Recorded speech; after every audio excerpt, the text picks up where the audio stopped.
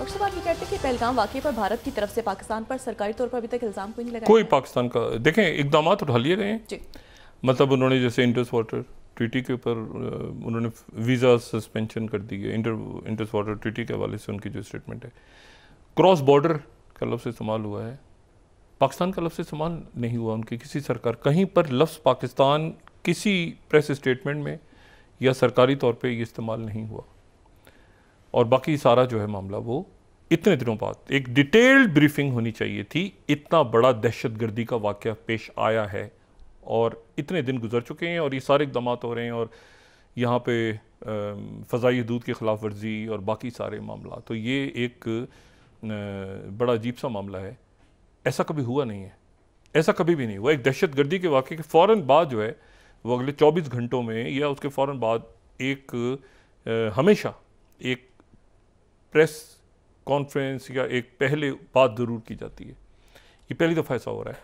कि पूरी सरकार उनकी गायब है, मीडिया की तरफ से बात हो रही है, इक़दाम उठाए जा रहे हैं। मैंने ऐसा कहा ना, ये पॉसिबल नहीं है कि तमाम दुनिया इस वक्त यहाँ से अपने आप को मतलब एक डिसएंगेज करके बैठी हो, ये पॉसिबल नहीं है। और इसमें मैं इसलिए कह रहा हूँ कि 40% पॉपुलेशन है, मतलब ये बयानात मुख्तलिफ आ रहे हैं, जो पाकिस्तान की तरफ से रब्ता किया जा रहा है वज़राए ख़ारजा के साथ, दुनिया को बताया जा रहा है, वहाँ प्रेस में आ रही हैं चीज़ें, मीडिया दुनिया भर का इसको डिस्कस कर रहा है, ज़ाहिर बातचीत हो रही है। लेकिन ये है कि इसमें उनसे भी पूछा गया, जैसे वाइट हाउस से पूछा गया तो उन्होंने कहा कि हम दोनों मुल्कों के वज़राए ख़ारजा से बात करेंगे अगले 24 घंटों में। अच्छा, फिर तो वो बातचीत कब होगी, क्या होगी, इसको भी कई घंटे गुजर चुके हैं। क्या वो बातचीत हुई है, क्या वो बातचीत नहीं हुई, उसमें क्या हुआ, उसको वो भी अभी रुका हुआ है मामला। इसी तरह से चाइना की तरफ से भी ये स्टेटमेंट आई, इसी तरह से रशिया की तरफ से भी आई, सारे मुल्कों की तरफ से। भारत की तरफ से स्टेटमेंट नहीं आई कोई पाकिस्तान के ऊपर कोई। ये बड़ी एक ऐसी जंग है जो बड़ी अदब से अंदाज में यानी ना हो अल्लाह करे, लेकिन अब चूँकि एक झड़पें शुरू हो गई हैं बाकायदा, तो इसको यहीं पे अगर रोका जाए तो बहुत मुनासिब है, लेकिन बड़ा अजब सा मामला है। अच्छा, तो बात यह है कि और यहाँ तो उसके जो यानी वीडियोस भी सुनाई जा रही हैं, सारा कुछ हो रहा है। तो ये जो है, ये मैंने आपसे कहा ना कि अब इसमें मुल्कों की पोजीशनिंग बड़ी इंपॉर्टेंट और बड़ी इस वक्त जो है, मैंने आपसे ये देखें, इंडिया जो है, इंडिया एक बड़ा मुल्क है इस खित्ते का, उनकी बड़ी ट्रेड है, तिजारत है, उनका एक क्वाड के वो मेंबर हैं, वो जो है वो अमेरिका के लिए बड़े इंपॉर्टेंट उनके स्ट्रेटजिक पार्टनर हैं। इंडो पैसिफिक पॉलिसी सारी इंडिया पे डिपेंड करती है। तो ये कैसे मुमकिन है इस वक्त कि वो ये कोई स्टेटमेंट ही ना आए उनकी तरफ से कि जी हमने जो है वो अमेरिका से बात की है, किसने क्या, वो उनकी वाइट हाउस से सवाल हुआ है तो उन्होंने जवाब दिया। अब मसला ये है कि ये मैंने आपसे कहा ना कि ये मुमकिन नहीं है कि ऑफिशियल, क्योंकि ऑफिशियल होता है कि इंडिया की तरफ से बताया गया, वो रब्ता हुआ, मतलब एक उनकी ये हाइप सारी जो है मीडिया में बड़ी पुरस्कार बात है। और या फिर ये कि सरहदों पर यार इकदाम उन्होंने उठा लिए मुख्तलिफ। अच्छा, इसी दौरान जो है तो ये देखें, ज़ाहिर सफारत खाने अपने कई मुल्कों के इस वक्त एक्टिव होंगे, दिल्ली में भी, इस्लामाबाद में भी, और रिपोर्ट्स जारी होंगी, ऑफिशियल्स के साथ राब्ते होंगे। और ये जो जंग है ये फिर दोबारा में लफ्ज़ क्लाउड में ज़्यादा है, यानी वैसे भी क्लाउड में साइबर और हाइब्रिड और नैरेटिव का बयानिया और ये सारे मामला, तो उसमें ज़्यादा लड़ी जाएगी। अगर ये जंग आगे भी बढ़ती है तो वहाँ पे लड़ी जाएगी। लिमिटेड वॉर, मुझे नहीं पता कि एग्जैक्टली लिमिटेड वॉर क्या है। ये जो इसलाह इस्तेमाल होती है लिमिटेड, ये बड़ी ख़तरनाक इसलाह होती है लिमिटेड वॉर। ये ऐसे ही है कि आप ये कहें कि हमने एक लिमिटेड मतलब 20 ओवर्स का क्रिकेट मैच खेलना है, लेकिन उस क्रिकेट मैच में आप जो बॉलिंग करवा रहे हो वो कहेंगे छोटा लिमिटेड है, मतलब ये टेस्ट मैच नहीं है, लिमिटेड है, लेकिन हमने जो बॉलिंग करवा रहे हैं वो असल में हैंड ग्रेनेड्स हों, क्योंकि आप जंग कर रहे हैं ना, आप कह रहे हैं कि लिमिटेड है, लिमिटेड जंग होती नहीं है। और वो लिमिटेड वॉर जो है वो एक बड़ी ख़तरनाक मामला इसलिए होता है कि आपका ख्याल ये होता है कि वो लिमिटेड रखना है, जैसे कि पहले हुआ था पुलवामा में। तो वो लिमिटेड के चक्कर में वो चूँकि तेज़ी के साथ करके आपने वापस, दो है ना, 2 दफ़ा, एक दफ़ा आपने जाना है स्ट्राइक करनी है, एक दफ़ा वापस आना है अगर आपने एयरफोर्स से स्ट्राइक करनी है, या ये है कि इवन ये ड्रोन्स और ये सारा, इसमें तो वो फिर आप अपनी माइट शो नहीं करते ना इसमें, मतलब आपने खत्ते में दुनिया में भी दिखाना होता है ना कि ये ऐसे हो रहा है। मतलब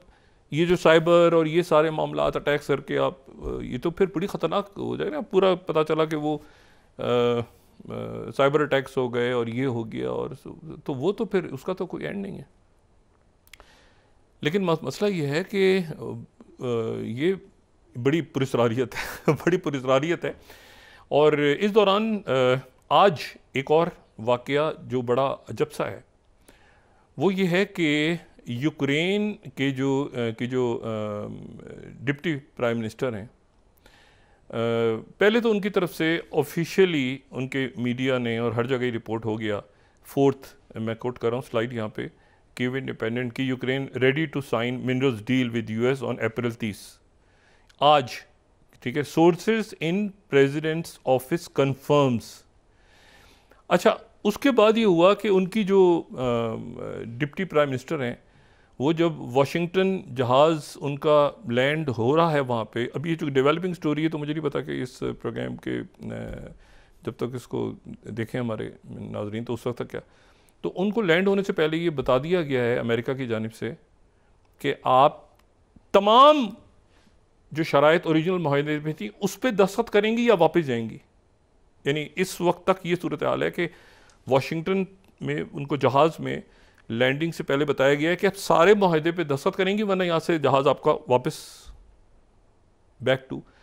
तो बड़ी कॉन्फ्लिक्टिंग रिपोर्ट्स आ रही हैं कि वो आज क्या माहदा साइन हो जाएगा आज, यानी अब देखें ये बहुत बड़ा ये मिनरल डील जो है, ये मिनरल डील वो क्या ये ओरिजिनल माहदा है, वो मुख्तलिफ बातें हो रही हैं। क्या ओरिजिनल माहदा जिसमें वो सारा का सारा ये था कि पिछला जो पैसा दिया हुआ है 350 बिलियन जो कहते हैं या 500 बिलियन कहते हैं प्रेसिडेंट ट्रम्प, उनके 100 दिन पूरे हुए हैं तो उसके ऊपर ज़ाहिर है उन्होंने कल काफ़ी बात की है लंबी चौड़ी, उस पर डिस्कस कर लेंगे बाद में। लेकिन मैं आपको सिर्फ ये बताऊं कि जो ये मामला वो क्या 30 तारीख तो आज है, तो आज क्या डील साइन होने जा रही है, उनकी तरफ से ऑफिशियली कह दिया गया है। अच्छा, साथ ही जो है वो एक और डेवलपमेंट है जो मेरे नज़दीक बहुत इम्पॉर्टेंट है। मैं यहाँ पे ये कोट कर रहा हूँ 12th स्लाइड, ठीक है ना, जो सीरिया के हवाले से है। फॉरेन मिनिस्टर जो हैं सीरिया के उनकी मुलाकात हुई है चाइना के जो मुस्तकिल नुमाइंदे हैं अक़वाम मुत्तहिदा में, यानी जो उनके फॉरेन मिनिस्टर हैं असद शबानी, वो सीरिया के फॉरेन मिनिस्टर न्यूयॉर्क में हैं। सही। अच्छा, ये असद शबानी जो हैं ये ज़ाहिर है कि बशारुल असद की हुकूमत गिरी वहाँ पे, तो वहाँ पे अहमद शारा जो हैं उनकी हुकूमत आ गई। उनके जो वज़ीर ख़ारजा हैं वो न्यूयॉर्क अमेरिका में हैं, और अमेरिका में उनकी मुलाकात चाइना के मुस्तकिल मंदूब से हुई है, और सिर्फ उनसे भी क्या हुई है बल्कि जो मुत्तहिदा अरब अमारात का बड़ा जरीदा है वो नाम मेंशन नहीं कर रहा, लेकिन ये द नेशनल को मैं कोट कर रहा हूँ, वो कह रहे हैं कि Syrian foreign minister 11th Syrian foreign minister meets US officials in New York for first time. अच्छा, अब ये जो बात है सारी ये इसलिए मेरे लिए काफ़ी जो है वो, यानी आप ये देखें, मैं आपको एक बड़ी अजीब सी यहाँ बात बताऊँ, ये पिछले जो 10-12 साल 11 साल 12 साल कई जगहों पे जाने का इत्तेफाक हुआ, और ये मशरिक़ वस्ता में और या वेस्ट जो एशिया है उनके मुल्कों में, और यानी ये अरब स्प्रिंग जो सो कॉल्ड थी उससे पहले भी और उसके बाद भी, ज़ाहिर है जब से इराक वॉर और ये सारा, बहुत दफ़ा जाने का इत्तेफाक हुआ, बहुत दफ़ा। और शायद मिडिल ईस्ट में इतने लोग पाकिस्तान से उन्होंने ट्रैवल किया हो, यानी ज़ाहिर हमारे यहाँ तो कवरेज नहीं हो रही थी, लेकिन मैं अपने हवाले से तो मैं आपको ये बड़ी अजीब सी बात बताऊं कि मैंने एक सवाल छोड़ दिया था कुछ लोगों के लिए कि क्या ये जो अहमद शारा हैं ये वही हैं जिनसे कहीं दरमियान में हम लोग एक ग्रुप मीडिया का, जिसमें पाकिस्तान से मैं था और साथ कुछ मगरबी मीडिया, कुछ अरब मीडिया के लोग थे, तो और कुछ दीगर ममालिक से थे, भारत से उस ग्रुप में नहीं था। हो सकता है कुछ और ग्रुप्स में यकीनन कवर कर रहे होंगे मीडिया के लोग मुख्तलिफ इलाकों में, लेकिन एक जगह पे ये ट्रैवलिंग बड़ी मुश्किल हो गई थी, ये सीरिया में और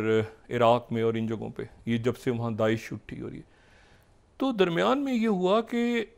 मैंने एक मैसेज छोड़ा कुछ अपने कोलीग्स से रब्ता करके कोई चंद हफ्ते या चंद महीने पहले, और फिर मैंने उनसे कहा कि ये ज़रा आप चेक करो और फिर मुझे बताओ। और फिर किसी और को मैंने 2-4 लोगों को मैंने चंद रोज़ पहले, चंद हफ्ते पहले मैं टाइम से मैंने कहा ये वही अहमद शारा है? तो कोई जवाब नहीं आया। तो मुझे कोई आज से चंद रोज़ या चंद हफ्ते पहले, इसको छोड़ दें, जवाब आया कि ये वही अहमद शारा है। ये जो अहमद शारा हैं इनको एक बिल्कुल मुख्तलिफ रूप में कहीं हम मिले हैं। अगर ये वो हैं, ठीक है, जो कि वही हैं जिनसे मुलाकात हुई है बिल्कुल अलग रंग रूप में, तो आप यकीन करें कि ये पूरे मिडिल ईस्ट में, ये वेस्ट एशिया में आने वाले अरसे में, अभी आप छोड़ दें इस वक्त, आने वाले अरसे में जो मजबूत तरीन शायद कोई हुकूमत या हुक्मरान होगा तो वो ये अहमद शारा होंगे। अभी इस वक्त करंट सिनेरियो को आप छोड़ दें, अभी तो अमेरिकन उनसे मिल रहे हैं, मतलब हम लोग अगर एक ग्रुप जाके मीडिया का कहीं मिल लिया तो ज़ाहिर अमेरिकन नहीं राब्ते में होंगे कि सीरिया का आगे जाके सीरिया को किसी ने संभालना है, तो अमेरिकन को नहीं पता होगा, उनकी CIA को नहीं पता होगा, या अरब ममालिक को नहीं पता होगा, या टर्की को नहीं पता होगा, या कतर को नहीं पता होगा, या इवन जो यूरोपीय ममालिक हैं उनको नहीं पता होगा। तो ये जो है ये मैं आपको ये बता रहा हूँ। तो फिर ये जो वहाँ पर अहमद शारा की हुकूमत कायम हो रही है, चाइना के साथ जो कह रहे हैं कि हम स्ट्रेटेजिक ताल्लुकात अपने वो कह रहे हैं स्ट्रेटेजिक ताल्लुकात बनाने, अमेरिका से उनकी बात हो रही है, और जब अमेरिकन ऑफिशियल्स न्यूयॉर्क में उनसे मिल रहे हैं तो इसका मतलब ये, अब आप सोचेंगे कि इस वक्त वो दहशतगर्दी और ये सारे मामला, जो मैं आपको सिर्फ इसलिए बता रहा हूँ कि कौन सी दहशतगर्दी, कैसी दहशतगर्दी, दुनिया कहीं और निकल गई है, दुनिया कहीं और निकल गई है इस वक्त। यानी आप कहें ना कि वो पहले दहशत, और ये जो बदकिस्मती के साथ ये जो गज़ा में जो कुछ हो रहा है ना, जो कुछ हुआ है, उसके बाद इंसान वैसे ही बेहिस हो गए हैं पिछले चंद सालों में। यानी मुझे बताएं कि कितना वो था, एक बच्चा शहीद हो गया, 50 लोग शहीद हो गए, 100 लोग शहीद हो गए। अब ये मुझे बताएं, ये कहीं टॉप ब्रेकिंग को भी छोड़ दें, पता है टॉप ब्रेकिंग का एक नया लफ्ज़ आया है मीडिया में, तो चलें उसको भी हम कर लेंगे। टॉप ब्रेकिंग को भी छोड़ दें, ब्रेकिंग को भी छोड़ दें, ये कोई चौथे, पाँचवें, छठे नंबर पे खबर चली गई है कि 60 या 70 लोग रोज़ शहीद हो रहे हैं। अभी तक वहाँ सीज़ फायर नहीं हुई है, अभी तक वहाँ जंगबंदी नहीं हुई है, लेकिन आप देखें लोग कितना बेहिस हो गए हैं कि कुछ छोटी सी खबर चलती है, नीचे 50 लोग, अच्छा 60 लोग, अच्छा 70 लोग। ये कितनी खौफनाक बात है कि सारे, ज़ाहिर है कि जब से ट्रंप आए उन्होंने कहा मुजाहिरे नहीं होंगे, वो इधर भी यूरोप के अंदर भी वो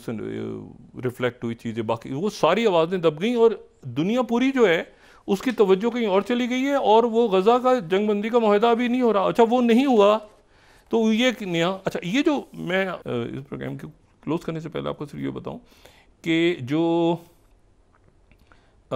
ये जो सूरत हाल डेवलप हुई है ना, ये मैं अभी जैसे यहाँ पे जेरूशलम पोस्ट कोट कर रहा हूँ 17th, communities across central and southern Israel